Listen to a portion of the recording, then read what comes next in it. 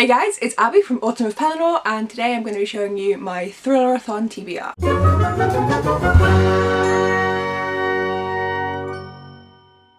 So I've kind of decided last minute to do all of these readathons, but I'm doing them anyway. So the Thriller-A-Thon, I'll pop up the picture here, and it has different rooms like Cluedo. So I have different prompts for each room and I'm fulfilling them with various different books. So first up, the very first prompt is the oldest book that you have, and my oldest thriller is Dark Places by Gillian Flynn. This is about a young girl whose family was massacred when she was 7, and her evidence put her brother in jail. Her and her brother were the only survivors, but she starts to think that it wasn't her brother. That's kind of the premise for this one. Then there's an author that's new to me, and I'm going for Good Me Bad Me by Ali Land. I haven't read anything from Ali Land. This is about a girl whose mother is a serial killer? Yes. And Annie is placed with a foster family because obviously her mother's went to jail. But Ali's more like her mother than people think. And lastly for this row is the newest thriller on my TBR, and that is Shari Lapina's A Stranger in the House. My aunt gave me this. I have yet to see what it's about. I've not read the blurb. You lose control of your car in an accident and you can't remember anything, and you've got no idea what you were doing, why you were doing it. And it's all suspicious and the police are involved. And I'm assuming a stranger's in the house. Then for the next row, the top one is the creepiest cover. I don't really have any thrillers with creepy covers, so I went with Friend Request by Laura Marshall. This is like a girl underwater with her hair floating, so I'm assuming she's drowning or being held underwater, and it's kind of the creepiest one I've got. This is about a long dead former friend who has sent the protagonist a friend request on Facebook, despite the fact that she's been dead for 25 years. Next is a trope that I love, and I'm gonna go with The 7 Deaths of Evelyn Hardcastle by, have I said that right? Yes, by Stuart Turton.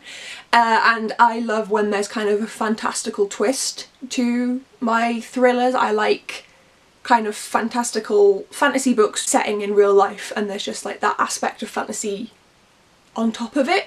And this is where a young man is watching Evelyn Hardcastle die 7 different times because he has to try and figure it out, and time just loops and he's in a different body every time the time loops, and he's got to figure out who murdered her. So kind of normal in that it's a murder, but also like not normal. A author that I've read before, or an author I've read before, I'm gonna go with The Hollow by Agatha Christie. There's a dead man in a swimming pool, and I don't know much more because all Poirot books kind of run in the same format, so if you like them, you like them, and if you don't, you don't. The shortest or a shorter book on my TBR, I'm going with Watching Eddie by Camilla Way. I picked this up in Poundland 4 years ago and still have never read it. It's about it's about friendship that kind of goes wrong and then they try and rebuild it, and it's all weird. And it's only like 200 odd pages. Yeah, it's like just under 300 pages, so a nice quick one. Then a recommended read. This isn't recommended by anyone from the book community, but it's The President is Missing by James Patterson with help from Bill Clinton, and I'm counting it as my recommended because my dad gave me it to read when he finished with it. So this is my recommended read.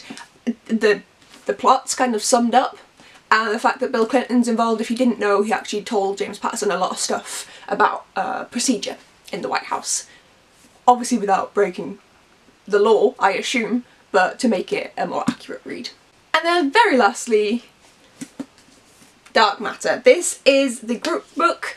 I happened to already own it. I don't tend to go out and pick up group books, it's not how I do things, but I already own Dark Matter. I picked it up at the Alnwick Barter bookshop when I was there, and I just thought, you know what, might as well.